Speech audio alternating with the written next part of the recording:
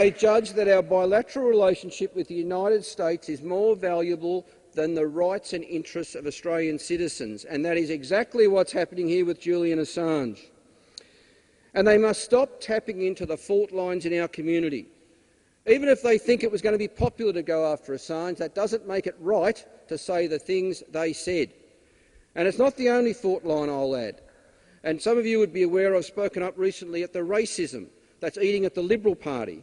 And even though there's been a debate about this for weeks now, Tony Abbott is yet to effectively discipline Scott Morrison and Corey Bernardi for their racist sentiments.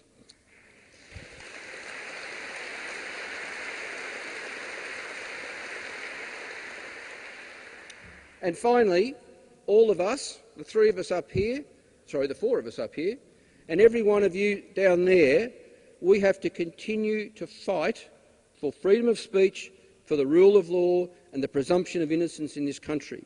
Because if we back off one bit, the government will continue to act the way they want to act, and that's not good enough.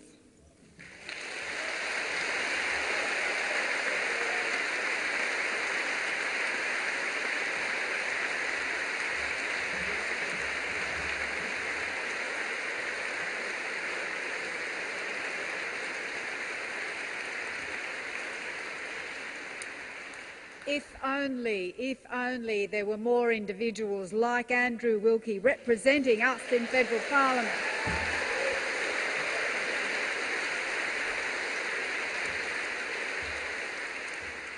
Now, Julian Burnside is a beacon in this country for the defence of civil liberties and justice. He's a living national treasure. As you know, he was immortalised in the ABC miniseries Bastard Boys for his role in representing the Maritime Union of Australia in its battle with Patrick Corporation in the 1998 waterfront dispute.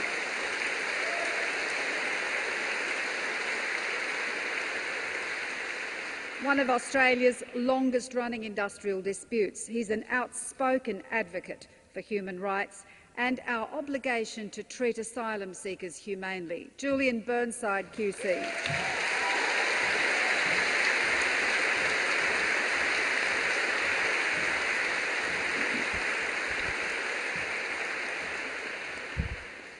The field has been fairly well ploughed. It's a little bit difficult to know what I can add.